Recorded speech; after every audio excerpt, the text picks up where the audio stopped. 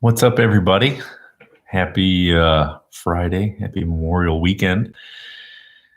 As I promised in some of the community chats that I would be doing a live YouTube today, all around Memorial Weekend cooking Q&A. Let them rip.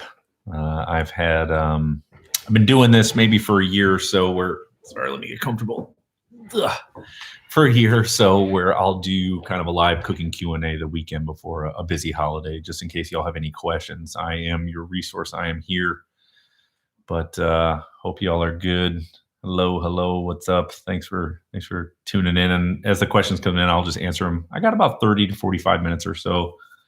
I'll hang on as long as we can here and get as many questions answered as possible. But not too much going on this week. Just this weekend, have my mom and dad here tomorrow, and then Sunday a very small little get together with a couple family friends, and then just going to a friend's house on Sunday, which is cool. So or excuse me, on Monday he went deep sea fishing in Florida and brought back some tuna and grouper. So looking forward to hooking that up on Monday with him. But anyways, yeah.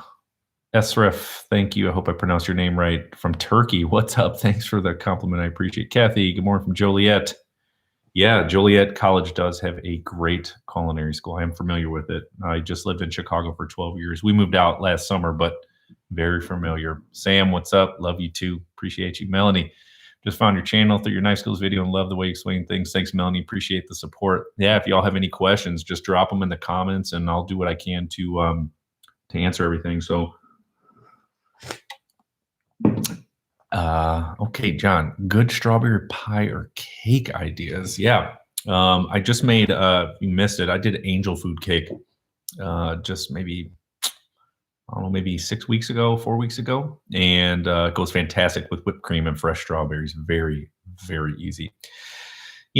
So for me, strawberries are weird. They're like, out of the berries, they're the ones that like don't cook well. They lose all their color. They lose a lot of their flavor. They get really mushy and gross. I'm just not a big fan of cooking strawberries. I'd much rather eat them fresh or with a little bit simple syrup tossed with them. So that's just my personal opinion. But, I like them fresh on top of cake. So any sort of sponge cake, any sort of regular vanilla cake with that whipped cream and fresh strawberries on top, that's always the way I go. Carmela from New Jersey, what's up? Dang, Sam from Denmark. Love it. Kathy, can you address stabilized whipped cream? How not to get gelatin strings? Yeah, so a couple things. So working with gelatin in two different ways. First is the sheets, which you can get much more on the commercial side. They are easier to find.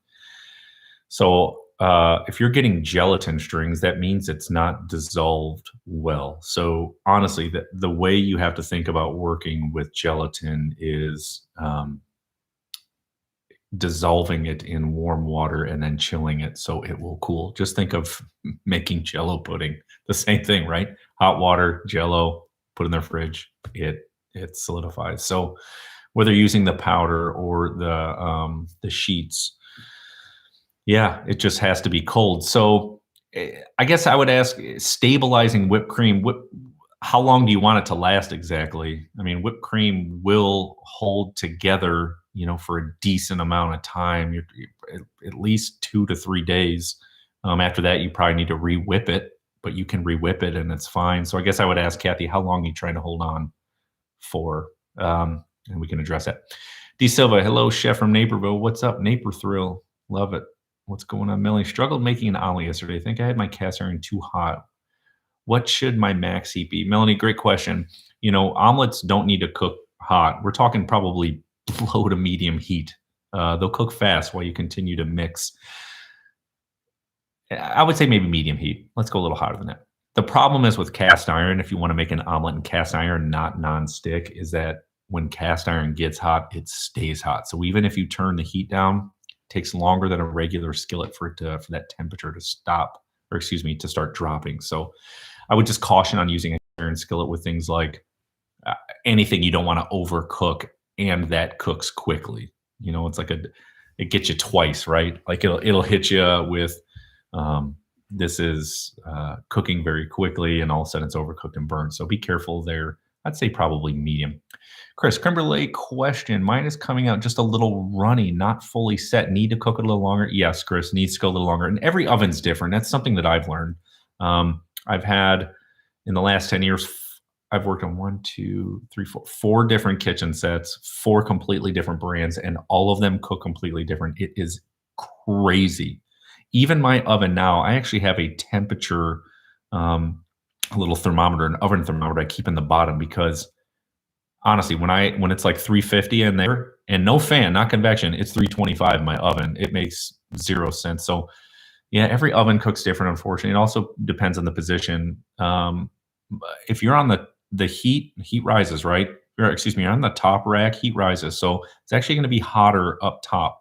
So if you cook it in the middle, if you cook it on the very low part of the oven, I would say it's probably not cooking optimally at the set temperature that I have. So maybe try to move it to the middle rack too. Okay, D. Sousa, good morning from California. What's up? I would love to see more seafood. I have so many seafood recipes. More? I just spent a whole month on seafood recipes in March. Could you clarify on exactly what you mean? Because I have quite a few seafood recipes. Let me know what you're looking for. John, thank you. You're welcome. Susan, good morning, Billy. No question today. My sister is cheating, which is fine with me, getting pulled pork and fixings from Wegmans. Hey, Susan, you got to do what you got to do. I'm not mad. Get busy. Those holiday weekends are busy. And the more you can stay prepped ahead of time, it's like any holiday, Thanksgiving, whatever you're celebrating. You can, as many things as you can prep, leading up to that day. So all you're doing is, putting things together, or cooking things and assembling. That is crucial.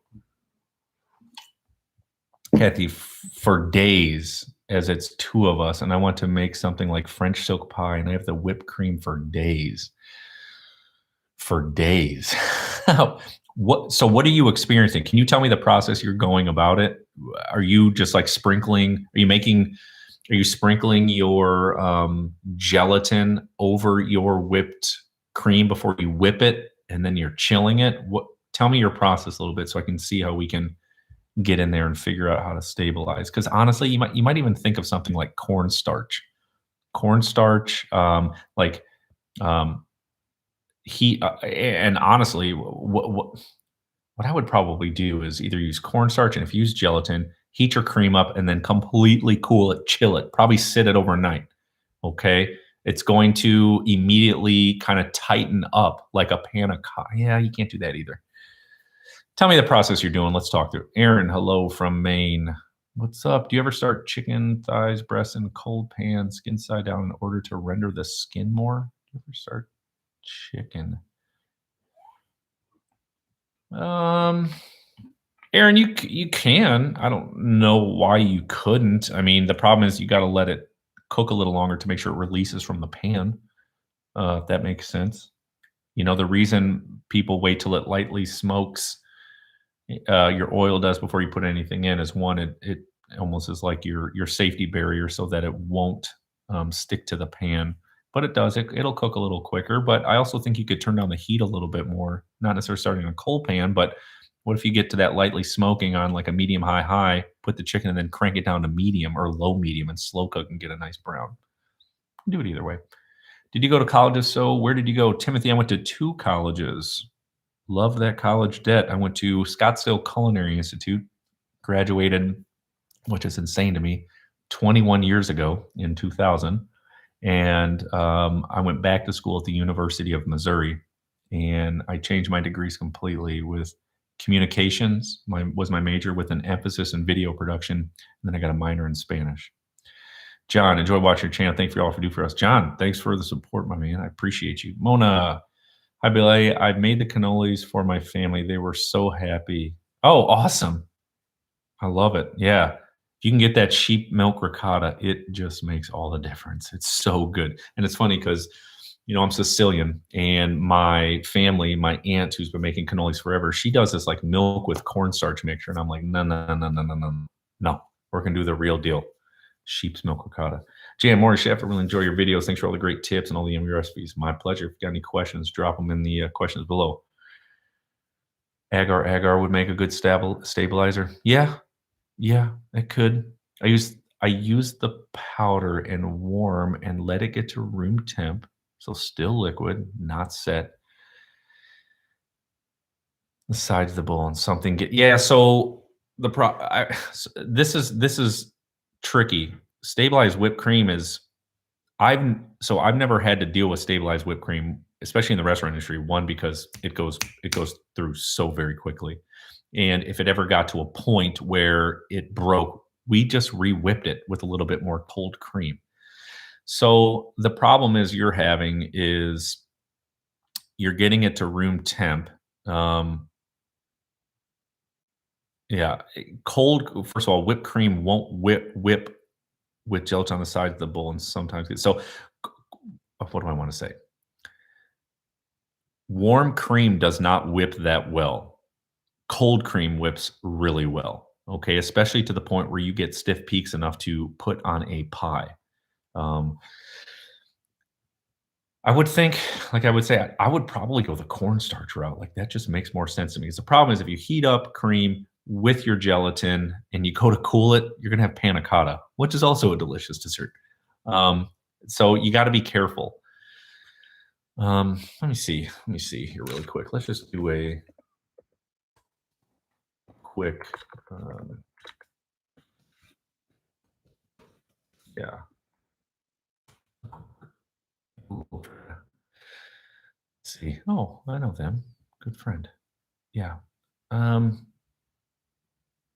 so okay, what they do is yeah, okay, that's fine. Okay. Let's do that. That would work. Sorry, I'm all over the place. Okay, Kathy. So in a separate bowl, okay, first of all, whip your whipped cream. Okay. Make sure the whipped cream is cold, sugar, pure vanilla extract, vanilla or vanilla bean seeds, whatever you got. And then what you do is heat up some water. Could be the microwave, can be the stovetop, a very small amount. Okay. Add in your gelatin. Okay. Let it bloom, let it sit. Do not cool it to room temperature. Okay. Do not cool it completely. Let it cool down a little bit. Okay. To more like room temp. Then pull that whipped cream out, add in your gelatin water that's at room temp, mix it again. It should not be hot. Okay, it should be room temperature, but room temperature won't stabilize it either. It needs to chill. It needs to be in cold temperatures before it stabilizes. So if you bring it, if you add in that water when you're whipping your whipped cream that has gelatin in it, it shouldn't break the whipped cream. It shouldn't soften the whipped cream. It should mix in there, put in the refrigerator. Then it should hold much, much better.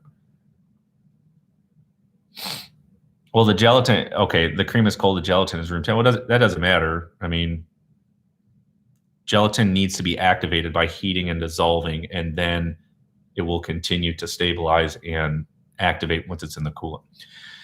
Okay, Kenny, so there are many who say when making a burger, it's best to season the meat patty just on the outside before hitting the grill. Others say mix minced meat. Yeah. Kenny, great question.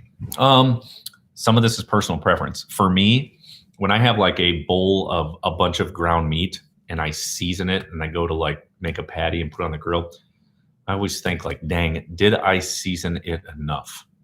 That's always my concern. Now, if you're looking to add more things in there like Worcestershire sauce or soy or hot sauce, you can mix that in there before you form your patties. For me, I only like to season one side of the burger, and that's me. Put it on the grill or the flat top. Make sure your burger's nice and flat, because what do they want to do? They want to shrink up, and once they lose moisture from the fat, they get small. Before you know, you got tennis balls instead of burgers. So make sure they're nice and flat. Maybe push in the center a little bit. Hit it with seasoning so you can see it. You know how much is on there. I mean, like I said, sometimes when you season a big old thing, it just doesn't work. You know, it's not flavorful enough. Okay, the patty, then grill it, which is better. I, oh yeah, okay. I just answered your question. Chef, it's difficult to become a restaurant chef because being a chef in a restaurant is my dream. Oh, you're good. It is difficult being a chef, and it is a lot of work, and it's very tiring. Talk about being incredibly fatigued, no doubt. Kathy, thanks so much. Okay, Kathy, just to run through that again because I feel like that was confusing. Make your whipped cream, cold cream. When you're done, put it in the refrigerator. Okay. In the meantime, heat up a small amount of water, as small as obviously not a tablespoon, but maybe like a quarter cup, third cup, half cup, something like that. Add in your gelatin, let it dissolve, completely cool that to room temperature. Do not put it in the refrigerator. Get it to room temperature. Okay. Once it's at room temperature, bring your whipped cream back out, slowly drizzle it into your whipped cream, sort of remixing it, re-whipping it. Okay. Into the refrigerator. Stabilized whipped cream. Hope that helped. I felt like the first time I said it was really confusing. Or, another way you could do it is dissolve the gelatin ahead of time in that hot water, let it get to room temperature, then make your whipped cream. And then right before you're at stiff peaks, or right when you're at stiff peaks, add in that room temp gelatin water, and then continue to mix it and put it in the refrigerator. Should stabilize. Yeah. Oh, yeah. I mean, really, another way, if you didn't want to use water, you could heat up cream and add gelatin to it and then cool it to room temperature. If you wanted to, make it even creamier, water will dilute it a very little bit, right? But you also have gelatin. So, okay. Do you watch the Netflix culinary series, Somebody Feed Phil? No, but I am familiar with it. Totally love that. Thanks, Kathy. I appreciate you. Okay. Mona, yeah, I've heard of Somebody Feed Phil, like that guy. I'm a big Chef's Table fan. I just love it. I love the way it's shot. With me with a video production degree, it's like, man, it's just so beautiful when I watch that show. It's crazy.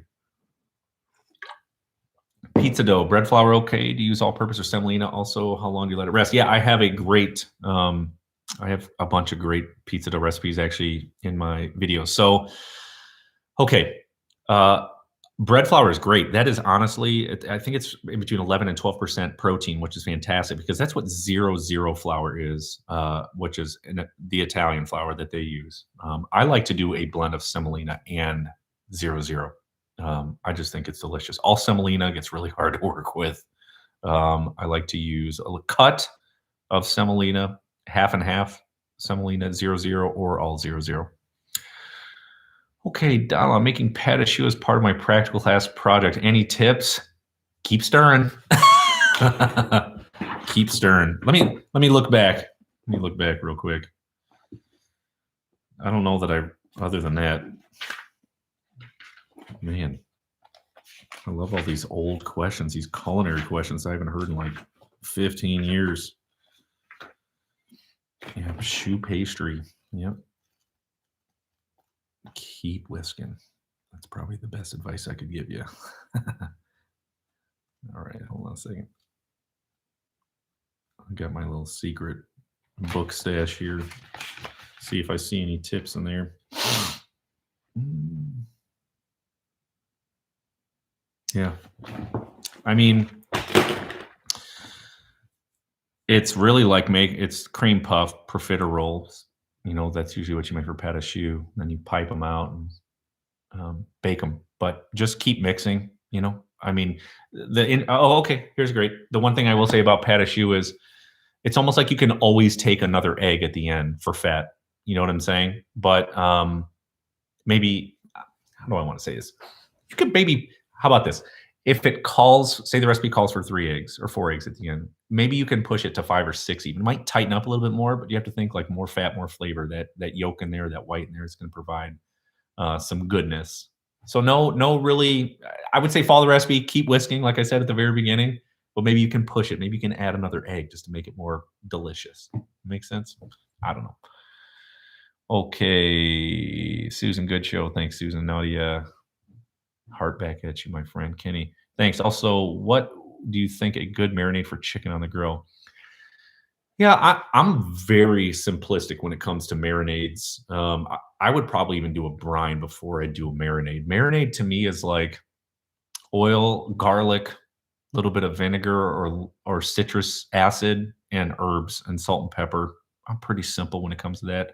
Brine, I just think it keeps things juicy. It keeps things tender. I love brining stuff. It's so good. It's so good. So yeah, when I do marinade, any oil, olive oil, any sort of salad oil, which would be veg, canola, things like that, safflower. You can do dry or fresh herbs. If you do dry herbs, they can it takes longer to activate and reconstitute. So you can think about marinating for up to 48 hours. Little acid, maybe balsamic vinegar, white balsamic vinegar, red wine vinegar, or like a citrus acid, like a squeeze of lemon, squeeze of lime, squeeze of orange, something like that. Salt and pepper. Super simple. Okay, Mark, I've been watching you for a couple weeks. Really enjoyed. Thanks, Mark. I appreciate your support, my friend. Melanie, newbie to hand kneading bread. I can never achieve the window pane stretch. I've not kneaded enough or too much. I stretch it, it breaks. I know. Hey, Melanie, that is something that I struggle with too. How far can I push this thing? Now, I will say a good way to help stretch it. If you have a squirt bottle, gently, and I mean gently, spray the countertop with water a little bit, and you can begin to stretch it, and it will stick to the table a bit. It'll still release, but that water, that moisture will help stick. You can pull it, stretch it a little bit farther to each four corners. It's something I struggle with. Baking to me is like, it's different every time I do it. I mean, just when I think I'm getting consistent, something changes, and it's not the same thing I made yesterday. It can be very tricky, especially when you're talking about sourdough. That starter, I mean, that thing's got to be active and rolling and rolling. Hope that helped. A little squirt bottle of water. It's awesome. Yes. Thanks, Chef. Donald, just keep whisking, Donald. You got it, man. Donald, are you in culinary school right now? Okay, Kathy. I have Wusthof knives, which I love. Could you do a video on knife care? I already have a video on all that good stuff, on sharpening and everything. Yep. Love your video. So nicely shot and narrated. All the best. Thank you kindly for your support. I appreciate you. All right, we're 20 minutes. I probably got about 15, 20 minutes left. You guys want to keep throwing questions or any comments or any recipe suggestions to you? I know, and I haven't mentioned it much on here. Facebook is a really big platform for me, and it's a little more interactive than YouTube because like I got to make a flipping video every time I want to talk to y'all. But I am in the process of building another studio. If you don't know, we moved out of Chicago last year, not far, we're about 45 minutes from downtown, but we're on the Indiana side. And I'm building a separate studio here. So in this little kitchen that I'm doing, like I have a fraction of the equipment, like a fraction of the equipment that I need, and not just from cooking standpoint, but a video standpoint. So sometimes my videos might not be as bright as I like or as crisp as I like. So thank you for bearing with me. Thank you for your patience. Certainly appreciate all of you, and for the incredible. I mean, the fact that I'm over 200,000 subscribers is just insane to me. Like, I still just can't believe that. Is there another, and let me ask you some questions too while I got y'all. So I post 2 videos a week, Wednesday and Friday, each at 10 a.m. Central. Is there another time or day you want to see? Because I can mix those up too. And I'd be interested in exploring what that would look like for the biggest impact too. So if there's another day you want to see a video, let me know. Okay. Melanie, what's your favorite thing to cook? Oh man, that's a good question. I mean, anything that takes a long time, like breads or pizzas or anything that has rise time or marinade time or slow cook time, I think I just appreciate more because the time, labor of love it takes to go into these things. So I think I probably would say anything that's comfort and takes time, because I love the final result. It's just that much. I mean, a 30-minute meal, hour meal, delicious, right? But when you spend all day making something, you want it to be delicious in the end. And when you get that first bite, it's like, it was worth it. Aaron, Chef, big plans this weekend. What are you cooking? I have my folks coming in tomorrow. My mom and dad, they're visiting my sister in St. Louis, heading back to Detroit. So this is kind of the pit stops. They're just hanging tomorrow. Sunday, we have a very small cookout with just a small group of friends. I don't know what I'm making yet. They said side dish. I'll probably do a side dish and a dessert, but I don't know. They said like roasted or smoked pork loin or something. So I don't know what I'm going to do yet for that. I haven't thought of it. And then Monday, my buddy went deep sea fishing and way like 40 miles out in Florida and got a bunch of grouper and tuna. So we are going to make some bomb stuff on Monday. Okay. Donald, yes, I'm in Los Angeles Culinary School at LA Triad Tech. Man, good luck to you, my man. Donald, you got it. You're going to smoke that patache. Patache isn't hard. You boil what? You boil the water, you add the flour, you mix it, you take it off, and then you whisk in eggs. All I was suggesting is like, maybe just drop one more egg in there. Maybe you can go a little bit farther. Every time I've made patache or even churro dough, I always feel like, man, I can add one more egg in here just to push it. Just a thought. Maybe don't do it for a practical exam, but try it on the side. I think Wednesdays and Fridays are good. Okay, the video production quality is already incredible, Chef. Thanks, Aaron. I'm trying. Trust me, when I get into this new place, it will be so much better. So much better access to light. Middle of the week and then before the weekend. So Wednesday and Friday. Okay. You're birria. Working on that birria. Your birria recipe is amazing. It's a new favorite. Awesome. That's a labor of love too, but dang, that first bite is just so good. Thank you for trying that. I appreciate it. Good morning. I've learned so much from you. Please come here, rando pan. Please company to oven to Dutch oven company. Please company. Jennifer, can you just clarify that? I just want to make sure I got your question so I can answer it appropriately. What's up? Do you know, make a nice polenta? Yeah, I could do polenta. That'd be kind of fun too and interesting, just to change it up a little bit. Yeah, it's not a bad idea with pork, because I do love polenta. Man, I love polenta. I know you think of the, back in the, old days, old Italy, when they would have polenta. I mean, that was the meal. Now we serve it as a side dish, which is hilarious. Just lets us know where we're at. We have an abundance of so much, back then is what did we have available? How do we make this taste good? Can I even afford this? It's definitely changed over time. Right now I'm taking garde manger 1 and 2 classes. Yeah, I remember. Yeah. So the culinary school I went to was 2 years, and it was like these advanced sections. We definitely did garde manger. It was like basics, garde manger, saucier, meat fabrication. You learn like all those hardcore basics and spend weeks doing those things. But again, it was 21 years ago. Barely remember it. It's been so long. Best of luck to you, my friend. Best of luck. You'll kill it. I know you got it. What are some dishes that you think tend to get a bad rap? Oh, these are just like dishes that I don't like. Oh man, this is so terrible, but I just do not like eggplant. I know. What kind of Sicilian am I, or Italian am I, that I don't like eggplant? Especially think eggplant parmesan and all those delicious recipes. Eggplant is so tricky to me. It overcooks so quickly, and soon you have mush. Outside of baba ganoush, or really it's mutabal. That is what we think of as baba ganoush, but for some reason we call it baba ganoush here. Very odd. I'm not a huge eggplant fan. Other things that get bad raps, again, it's things that I just don't like.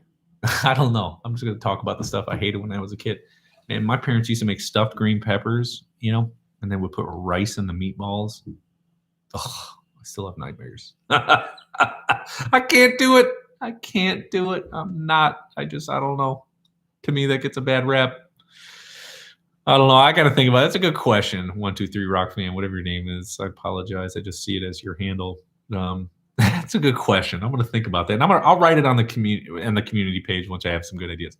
What are some dishes that you think? Oh yeah, that's you. Whoops. Jennifer, sorry I hit the send too fast. What is the benefit of a rondeau pan? Okay. I would say the biggest benefit is it's a little bit wider. It's a little bit more shallow than a typical Dutch oven was a little bit held in tighter, unless you have like a big Dutch oven. The point of a rondeau pan is more surface area. And I think of braising, okay? So searing something, adding some liquid to it, and slow cooking that to incorporate flavor, make it juicy, make it tender. In that searing process, it's always impossible to say, and I know I messed up saying it in my scallops video. I said we want to steam, not sear. No, what I meant to say is we want to steer, not steam. I can't. See? Messed up. You want to sear, not steam. And when things are too closely together, they can steam while hitting each other. So if they're a little bit farther apart, you can get that beautiful brown sear on all those sides. So rondeau pot's just a little bit bigger, a little bit more shallow. It's just, honestly, it's a very restaurant-y pot, okay? It's something that I've used since I was 13 years old in a restaurant. More surface area, better for searing, better for braising. And I know this seems goofy, but as things go higher, okay, think of a big tall pot. It would take longer for that to boil than something that's stretched out a little bit wider, a little more surface area that covers the burner completely, if that makes sense. Okay. Oh, not a fan of eggplant. Thank you guys. Appreciate the love. I've never been able to make good eggplant. I can make it. It's just not. Yeah, we'll just leave it. With so many choices of olive oil out there, any tips on selecting good quality? Great question, Brandon. So someone asked me on my Facebook chat earlier, if you can find something that's all in Italian, you've won the battle at your grocery store. Grab that one, okay, with no English on it. That means it's important. Whenever I look at an olive oil, you want to make sure it's not cut with any other olive oil. Like it's a 75% blend, 50% blend. If you can get 100% olive oil cold pressed, okay, that's what I like, cold pressed, And if you can get organic, I know it gets expensive, but you can get those things, you're going to get a very high quality olive oil. That makes sense. Hope that helps. With you on Eggplant. GM, what's a good food to start out with that has flavor for a picky eater? What's a good food to start? I mean, I would even check out my chicken breast video. It's very simple. It's few ingredients. It's foolproof when it comes to cooking it and the times and how to exactly sear it and make it tasty. Start out with chicken, rice, and veg. I mean, it's crazy. My daughter, she's 8. She's super picky. I always tell her, I'm like, do you have any idea how mad you're going to be when you're older? You're like, I missed out on tasting all of this awesome food. Drives me nuts. Drives me absolutely nuts.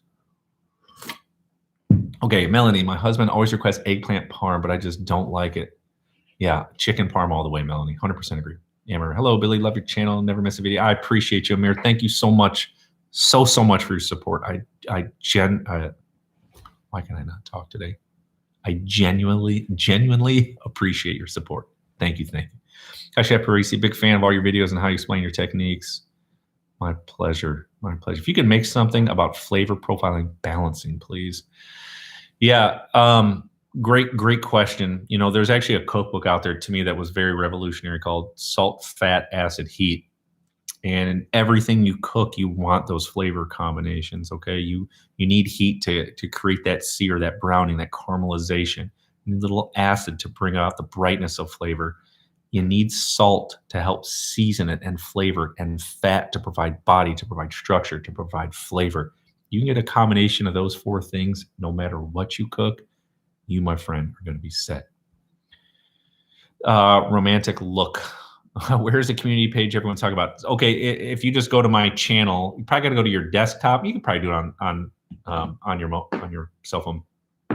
At the very top, it has little tabs. It'll say playlist, videos, playlist, blah, blah, blah, blah. And then there's a community tab. Click on it. It's more of like the social media aspect of YouTube where I can post something, share a picture, share a recipe, whatever.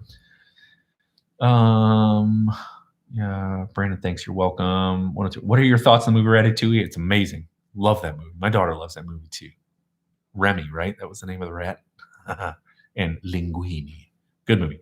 I'm a fan from Berlin, Germany. Substitution, especially in Mexican recipes, are appreciated. We don't have the same cycle. And I do try to do those, Jennifer. So thank you for hitting that. And you live in Berlin. I have a very close friend who I think she might be in Berlin now, but she was an exchange student. She lived at our house for a year. So she did like a study abroad program when I was a freshman in high school. She was from Ulm, Germany. Learned a lot about German cuisine, the delicious pretzels. It was awesome. German pancakes. Cat Kramer, I think as we get older, our tastes mature for sure. I always made my kids at least taste something. It was okay. My dad was really good with doing that too, Kathy. My mom and my dad is like, you can't say you don't like something unless you try it. But my daughter just freaks out. She sees something like, oh my gosh, I'm not eating that. It's like, dude, just try it. You'll like it. I promise you. My son was born with crazy allergies. He's now 12 and just got cleared to eat more things. That's awesome. He's never had pizza, pasta, chocolate, cheese milk, so it's been a struggle. Can he eat those things now, though? Is like, because some of that stuff cleared up. Does he have a flour allergy? Oops, mature. I got you, Kathy. Here. Aaron, I'm sort of intimidated by some of these less popular vegetables, such as fennel bulbs, rutabaga, etc. Yeah, roasting is really good. Okay, any of those fennel and rutabaga. I mean, I'm thinking of those root veg are very good roasted. They need caramelization on them to bring out those natural sugars, those natural flavors. Great in soups. Soups are a great way to get vegetables incorporated into your diet. That's why I do like about the fall and the winter. Although, thank gosh, it's almost summer. But yes, roasting is a great way. Braising is good too. A sear, a little bit of liquid, flavored liquid, a little garlic, shallot, herbs. Chicken stock wine, you can braise things too. Okay, 1, 2, 3, Kathy. Okay, Zach. Jude, love your Cobb salad video. My wife and I eat a lot. Thanks, Zachary. I appreciate you. Margaret, well, I get very frustrated when my kids are. I know it. I'm telling you, how demoralizing. It's like, I made this for you. Eat it. What's your favorite cuisine to eat, cook?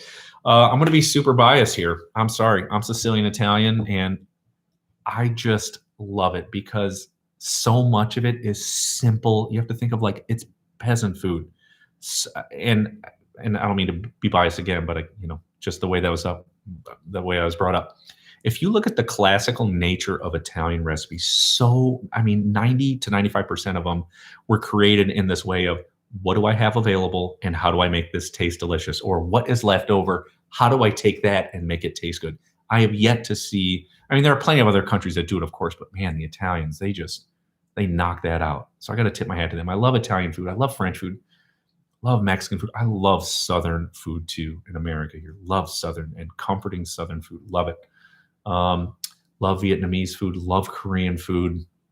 Love Middle Eastern food. Oh man, we have some friends from Egypt, and we were over their house, and they just hooked it up with kofta and rice. Oh, so good. I don't know that I even have a favorite. They're all just so good. Every cuisine is unique and delicious, and explore them. Go to a restaurant that you've never been before or even heard of that represents a different ethnic cuisine, and just try.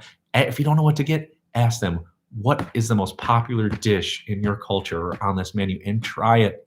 I promise you, you are going to be blown away. Food is one of the only things. Think about the climate we live in. Or anyways, you watch the news, it's wild, right? What is one thing that can get everyone together to smile? Food. Every single dang time. I think of even when I was a kid, when I was mad at my dad or mad at my mom, and when it came dinner time, we all smiled and laughed. Everything was forgotten about. So I want to push you. Go out and try some things. Go out and try some things. Okay. Let me scroll back up. Okay. Note on kids. Okay. Yep. Okay. Favorite cuisines. Okay. Note on kids. Son never likes apple pies because of texture. Major pork chops and apples, and now he is ready for apple pie. All right. Nice, DNLM. Love it. Margaret, really enjoy your recipes. I tried quite a few and we love them. Fantastic. Recommendations for pairing flavorful dishes. Pairing food with those dishes or wine, alcohol. AD, clarify, please. Okay. Babish, any plans on cooking any Indian food? Yeah, I have some Indian recipes. I've done a very authentic curry. I've done naan. I want to do chicken makhani. Like I said, I need to get in this new studio where I have more equipment and more things to work with. But chicken makhani is the first Indian food that I want to make. Love chicken makhani. We used to go to this place called Him Shikar, which is an Indian Himalayan restaurant in Chicago. Oh my gosh, do I miss it. It is so good. And the people that work there were amazing. Love, love, love them. So yes, more plans for Indian food. I know a lot of folks ask me about more Mexican food too. I'm going to get there. And that's beautiful, right? Like I turned 40 in a few weeks. Like I put 2 new videos out a week. I could do this job till the day that I die. There is so much food to make. It's incredible how much good stuff is out there. Yes, but he's petrified of everything of the shock he went for years. Yeah, I bet. In 6 months, I gave him a cheese curl and he turned blue. And oh boy, that's scary. Oh boy. Yeah, that would be very tough to navigate. So I get it. Yeah, maybe some quick, very gently introduce a couple things here and there.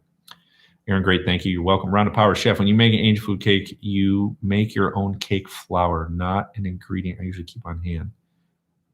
Can you make your own cake flour? Cake flour is just like, if I'm not mistaken, it has a little bit more protein, but it's like sifted a bazillion times. So, okay.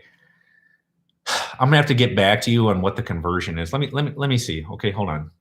Cake flour, because I don't know offhand conversion to all-purpose flour. Okay, so cake flour.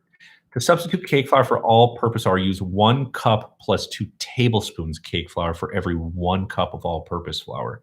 Okay, so to reverse engineer that, take 2 tablespoons of cake flour away for every 1 cup I use. So if I use 3 cups, you would take away 6 tablespoons and use whatever that is left over. So that would be 2 tablespoons plus 10. No, it would be 2 cups, 10 tablespoons of all-purpose flour. I hope that makes sense. So 1 cup of all-purpose flour equals 1 cup, 2 tablespoons of cake flour. Be sure to sift that all-purpose flour, okay? Hope that helps. Like carbonara, never know what to do.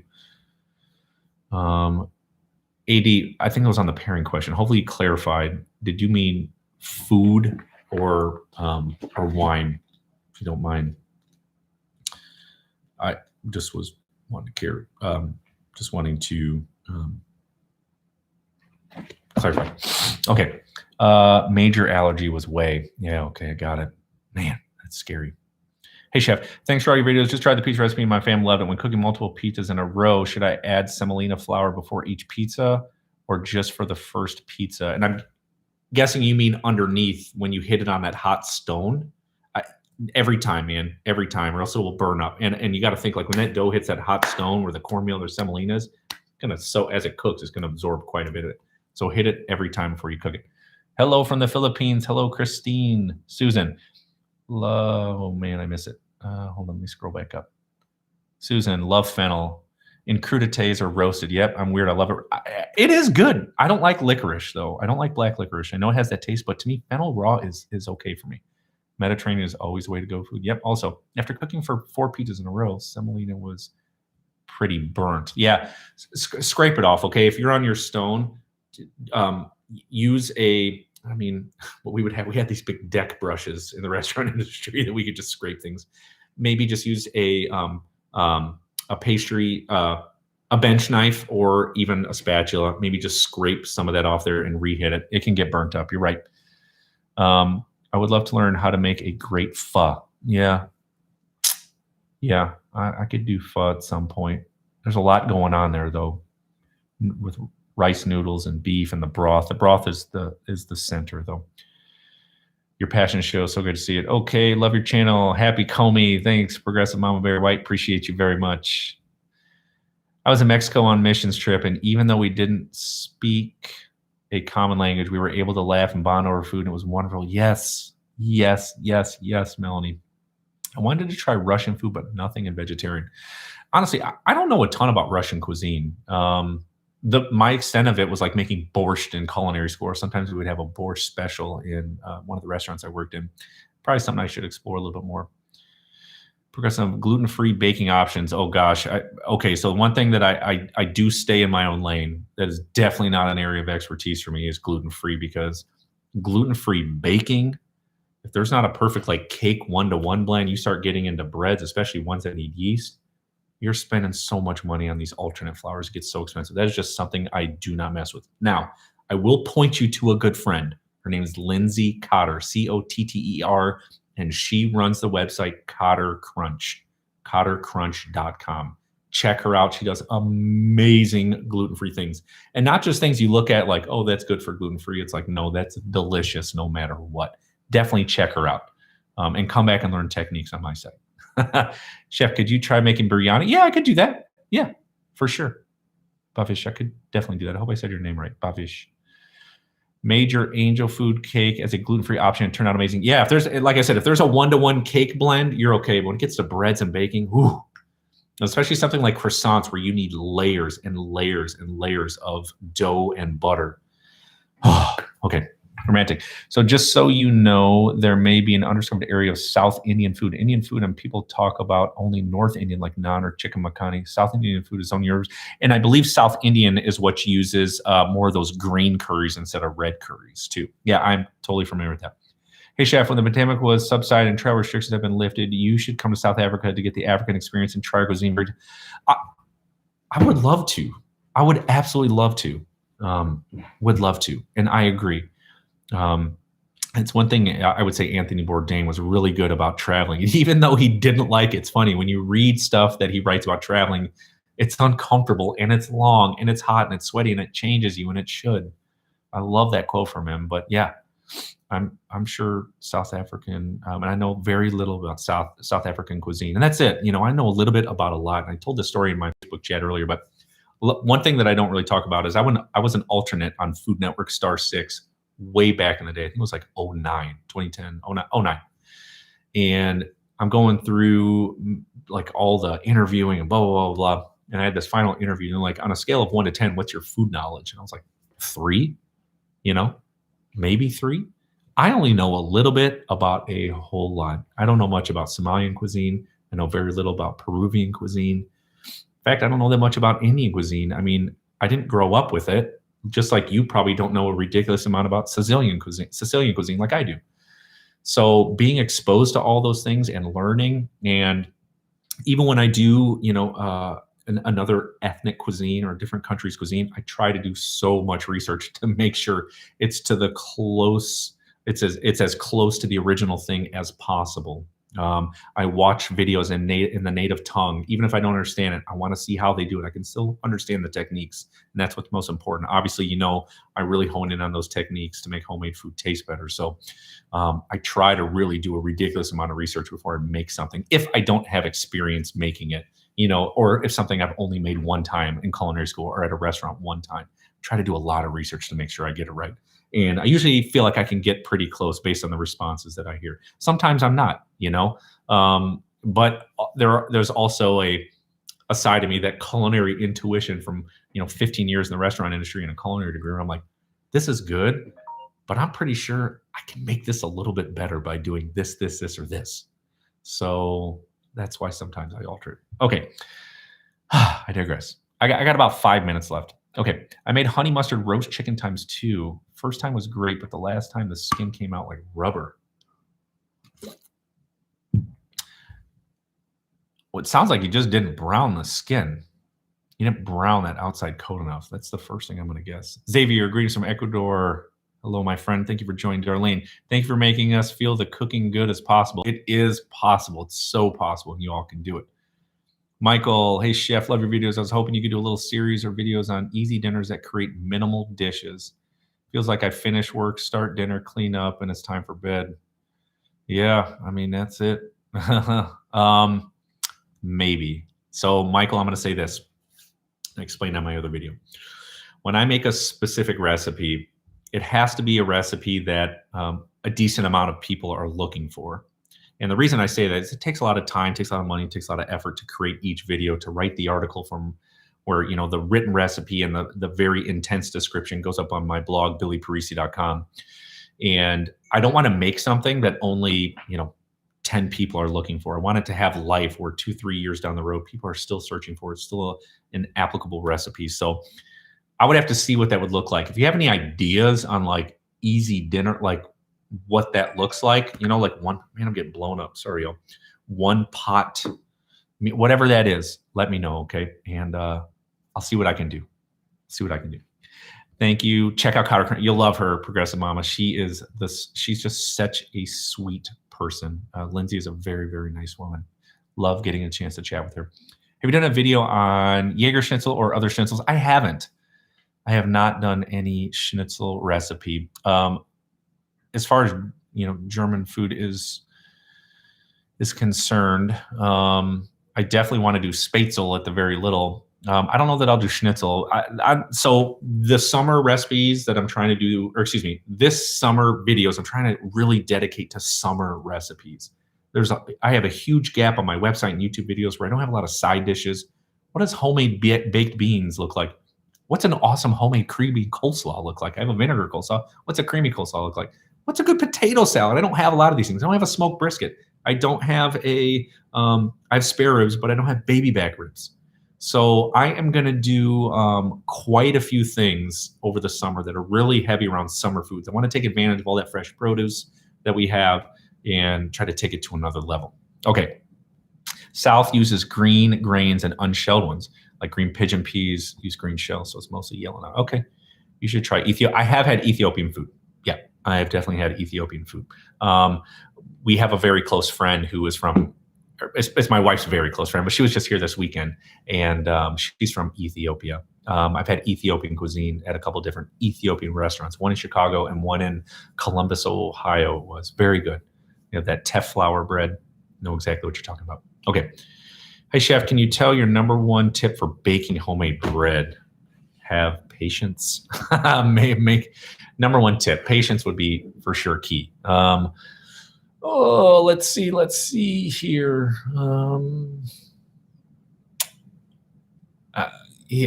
For me, it's just getting your weights right.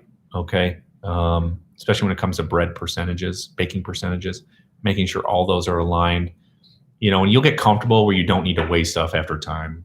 You add water, you add your flour, and you're like, yeah, this feels like the right consistency. But until then, make sure your measurements are right and have patience. Okay. Okay. Best one-to-one gluten flour. If anyone's interested, yeah, Bob's Red Mill makes fantastic one-to-one. I used to work a ton with Bob's Red Mill. Got to meet Bob actually a couple years ago.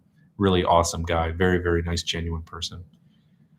Okay, Memorial Day weekend, smoking ribs. What are your tips for rib prep? Man, Brad, go check it out. I got an awesome spare ribs video. Lots of good stuff. Spritzing, wrapping, all the good stuff. Use metric baking bread. I know it's funny. You know, in America, we're all messed up.